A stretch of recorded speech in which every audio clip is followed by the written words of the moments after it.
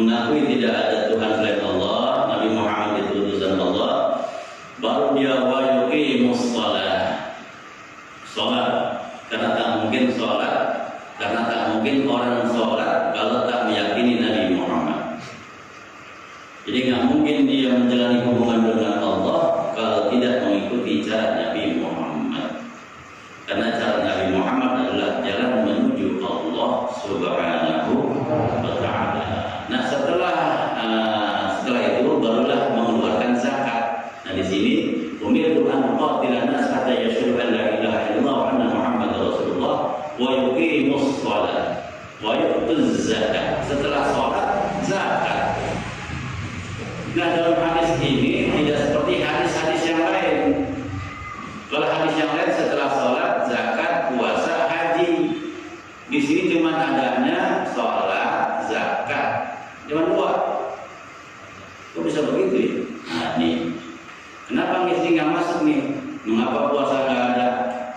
Ya, yang ada cuma sholat dan zakat. Maka dari itu tidak bisa kita mengambil hukum dari satu hadis, gitu ya. Kumpulin yang tadi saya bilang, baru tarik kesimpulan. Nah, ini hadis cerita tentang wakil dalam ibadah. Nah, jadi ada tiga nih. Asyhadu an la ilaha illallah wa anna Muhammadar Rasulullah wa yuqimus shalah wa yu'tuz zakat. Jadi ada tiga nih. Tiga ini mewakili ibadah-ibadah yang lain. Ibadah yang pertama di sini ibadah hati.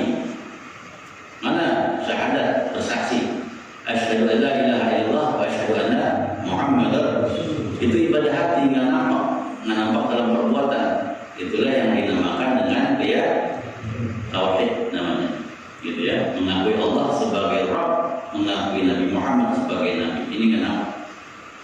Sama ini masing-masing. Saya nggak bisa melihat hati-hati bapak-bapak semua.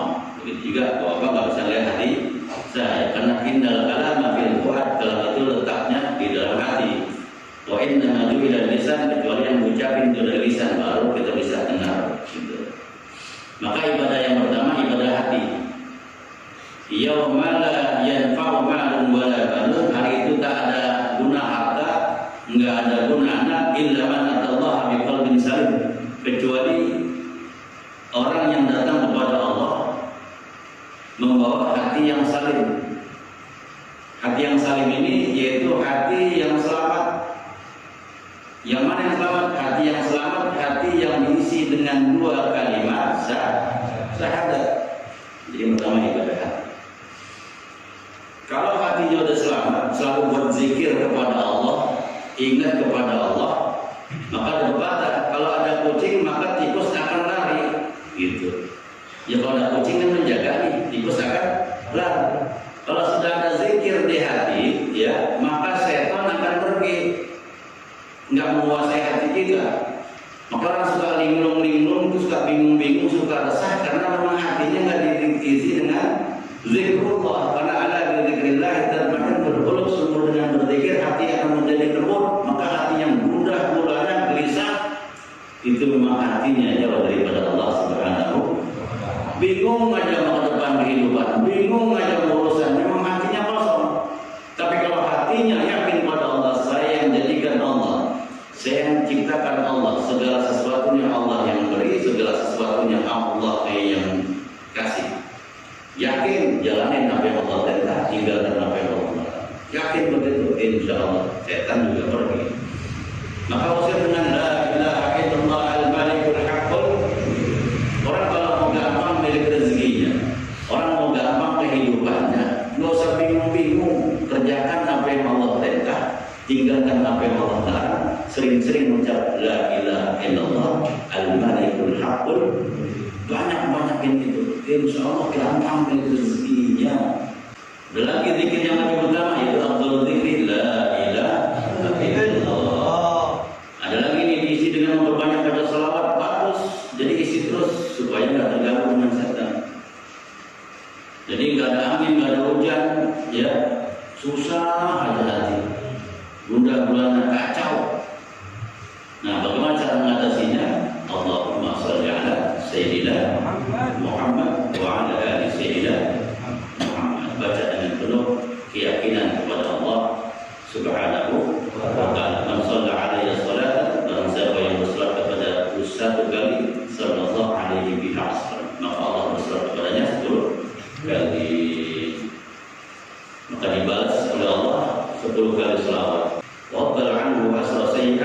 ditutup Allah 10 keburukan, wa rufi'a lahu asrada darajat, dinaikkan 10 tingkat derajat kemuliaan oleh Allah Subhanahu wa taala. Nah, selanjutnya yang kedua, amal badan. Pertama amal hati, kedua apa? Karena ada 3 tadi, umirtu an uqatila an-nasa hatta yashhadu an la ilaha illallah wa anna Muhammadar Rasulullah. Itu ibadah hati. Ibadah yang kedua, wa yuqimus shalah. Nah, yang kedua amal badan seperti takbiratul ihram, baca suratul Fatihah, itu amal badan. Amal mata juga, amal telinga. Kalau lagi sujud, kalau lagi menghadap salat, mata ke tempat sujud, dada menghadap arah kiblat. Suara pun dikeluarkan, didengar kuping. Nah, kalau hanya badan yang beramal, hati kosong, maka itu amal hampa tak bernilai.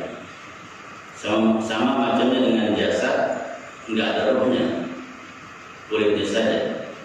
Maka dari itu jangan dibalik. Kenapa kamu tidak sholat? Dibalik. Yang penting hati kan. Nah, ini jangan seperti itu. Di batin saja cukup, kata gitu. Nah, ini nggak bisa. Jadi nggak benar. Karena harus seimbang antara zahir dan batin. Amal hati, iman, yakin, takwa. At-taqwa hauna. Maka Rasulullah bilang at-taqwa hauna 3 kali, takwa di sini, takwa di sini. Nah, jadi mesti ada amal badan. Setelah amal batin ada amal badan. Amal badan wa yuqimus shalah, mendirikan salat. Nah, yang ketiga amal harta.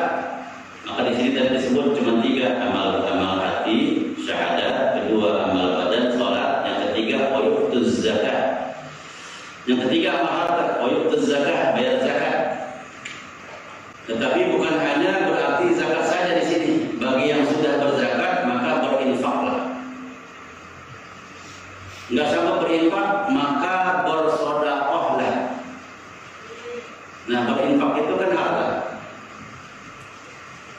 Wa anfiqu min thayyibati ma kasabtum, kalau sudah disebut infak itu harta. Sumpama infak semen buat masjid, pasir, batu, lampu penerangan buat majlis, air dan lain-lain, itu infak.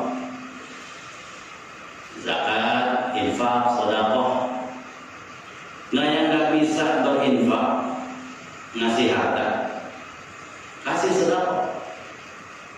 Karena amal yang ketiga adalah wa yu'tuz zakat. Kita memang nggak punya harta, tapi bisa bersedekah. Likulli sulama minkum sedekah.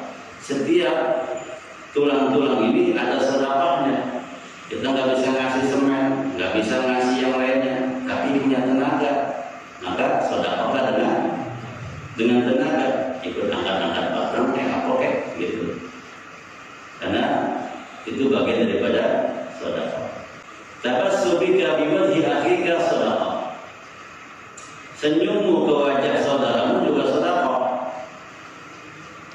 Cuma kita nggak sanggup ngasih semen 50 sak, nggak sanggup kasih pasir, pokoknya nggak sanggup dah. Bayar tukang juga nggak sanggup, udah sedekah aja. Datang aja ke tempat pembangunan ponpes atau majelis yang sedang dibangun, datang aja.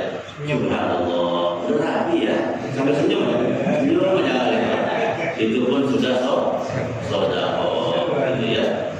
Jadi sekurang-kurangnya itu, kalau udah kita nggak punya harta, ya kita juga nggak punya tenaga, datang dah ke tempat pembangunan, assalamualaikum gitu, sambil gelap pinggang dengar, masya Allah, nggak terasa ya pembangunan udah jadi, gitu. Senyum yang lebar dikit, gitu, menjadi pingsan kalau kata. Nah, itu pun adalah sedekah. Maka dari itu 3 ini harus seimbang, gitu ya.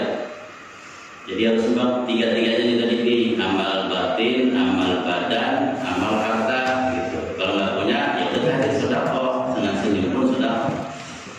Maka dari itu 3 ini harus seimbang, rajin berzakat, rajin sedekah, tapi hati tak mengakui Nabi Muhammad SAW. Ini nggak bisa, gitu ya. Wa huwa fil akhirati minal khasirin, dia termasuk orang-orang yang rugi di akhirat. Rajin sedekah, rajin berinfak, mengakui Nabi Muhammad, mengakui Allah, tapi nggak sholat juga nggak Jadi harus paket gitu ya. Jadi harus paket, dia harus ada amal batin, amal badan, dan amal harta. Jadi harus paket. Maka orang yang zakat, bersedekah, ya, dia harus juga melakukan sholat. Jadi as-sholat wa imaduddin. Nah, oleh sebab itu lengkap dalam sebuah hadis ini. Nah, yang pertama, bersaksi tiada Tuhan selain Allah, Nabi Muhammad utusan Allah. Setelah itu amal badan, ya, sholat. Setelah itu amal harta. Nah, ini wakil-wakilnya saja yang disebut amal badan apa saja. Ya, kita lihat tawaf itu amal badan. Terus melontar jumroh itu amal badan. Gotong royong itu juga amal badan. Dan ada juga amal harta, zakat, wakaf, infak, sedekah, wasiat, hibah dan lain-lain itu amal harta. Maka dari itu cukup di hadis ini hanya